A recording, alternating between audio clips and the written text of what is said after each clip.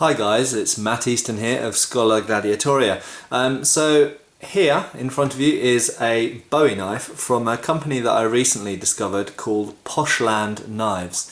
A bit of a strange name, but I'll put the link obviously underneath this video to the company. And first thing to say is that, as most of you probably know, I have a love of Bowie knives, and recently I've been kind of looking around to see what production Bowie knives are available for sort of, you know, medium to lower budget, to see what is out there and what is decent. And so I did an experimental purchase from Poshland Knives, who you can also find on Etsy as well.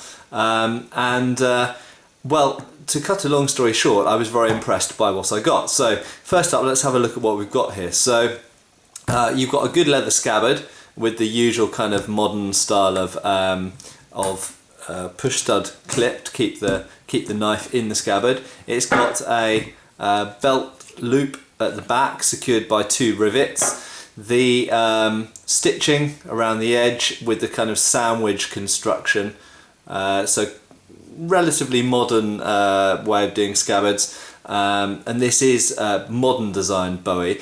As most of you probably know who know my channel, I prefer traditional style Bowies, but I was of the range that I could see on offer when I first started looking, I sort of got the most traditional looking one that I could. This one is a full width tang with a riveted slab grip construction. These slabs are actually Micarta, and I'll talk a bit more about the grip in a minute. So they're not wood. I would have preferred wood, but Micarta is good, and I know lots of people like it. It doesn't degrade. It's tough stuff, modern material, of course, but it has a sort of historical look about it, and certainly from a distance, it looks like quite like horn. Actually, this particular one. Now, unsheathing the knife, the first thing you will notice is it is pattern welded. Okay, now pattern welded billets of steel are churned out in India and Pakistan, and in fact this is, as far as I'm aware, a Pakistan made knife. However, the fit finish and overall quality seems to be very, very good on it. Having a look at the blade, this is a 9 1/4, I believe, inch blade, and you'll notice that it's got really nice grinding on it. It's got a good hollow grind there, hollow grind to the edge. Came fairly sharp. It was not a brilliant edge. It was a pretty good edge, but a couple of minutes with a DC4 stone turned it into a very good edge, and it seems to retain a good edge. It has, as you'll see at the back here, it has a false edge.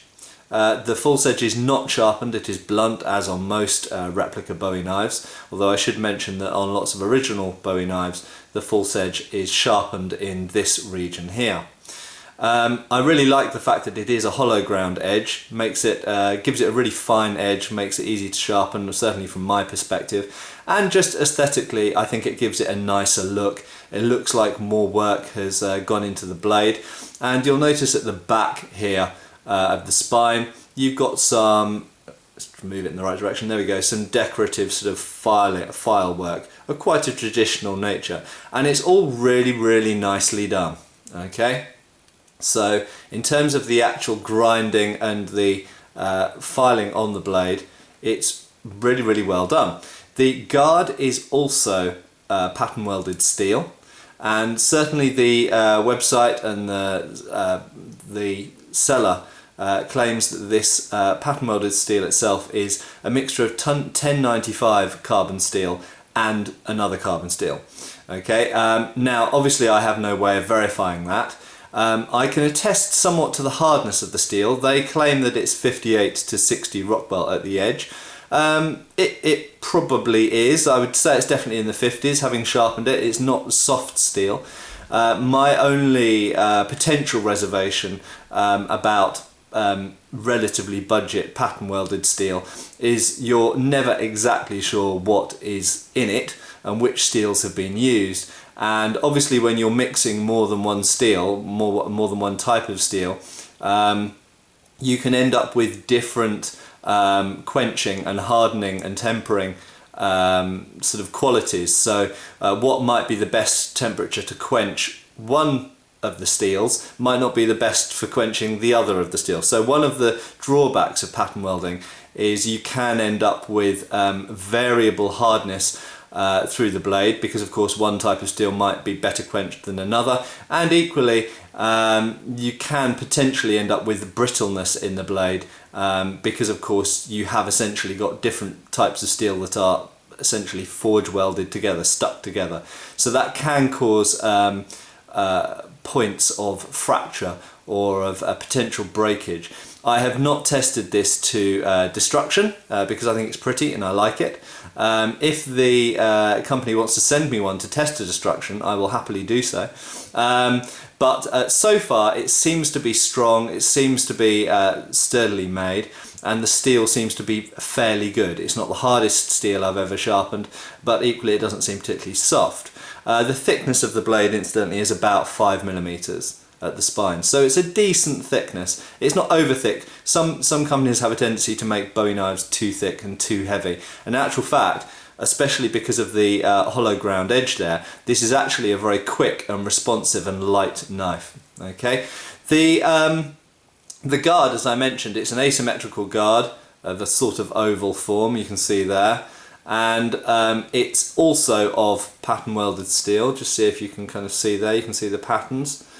And it's very pretty and it's very solid on the tang. And something I should mention is that the where the blade enters the guard and goes into where the tang goes into the grip, it's a very, very good fit and very snug and tight, unlike the Rough Rider Bowie that I recently reviewed, which was frankly diabolical, and I wouldn't recommend anybody to buy one of those.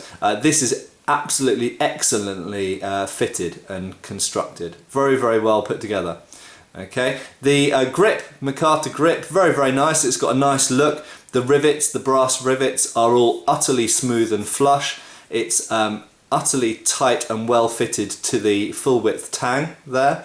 I believe that this, what you can see here as the full width tang, is actually probably not the tang. Okay, I suspect that the actual tang is somewhat narrower than the grip, and that this is a sort of filler essentially around the edge to give it the effect of a full width tang. However, as far as I can tell, and it's very difficult to tell because you've got a very snug fit in there, the tang is pretty wide, so I wouldn't worry about the tang being weak or anything like that.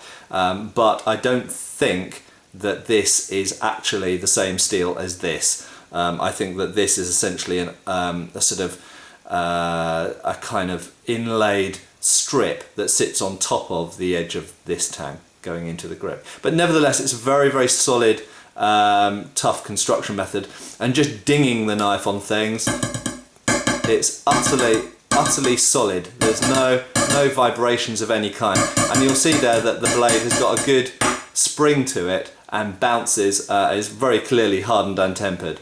So it's the blade has definitely got spring in it, and it has been hardened and tempered without any doubt. So overall, I would say a really, really well finished knife. My only question about the Poshland Knives pattern welded blades is the integrity and quality of the steel, which it's very difficult for me to judge at this point. But just based alone on the construction quality and the finish and the polish and the fit of everything, the way everything's put together, they are absolutely superb.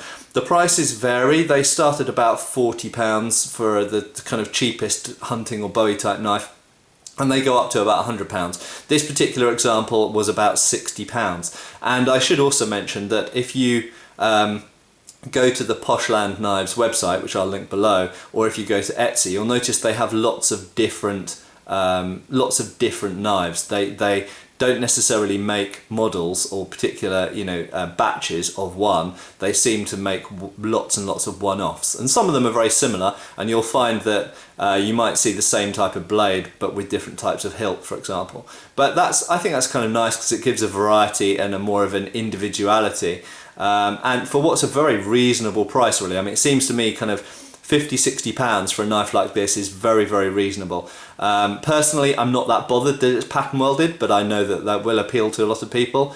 Personally, I think even if this was just mono steel, carbon steel, I'd be very happy with that for the price. It's very, very nicely finished. And of the, shall I say, sub £100 Bowies that I have bought in recent times, this is probably the best finished of the lot, and it is in fact better finished and better fitted than some Sheffield knives I have.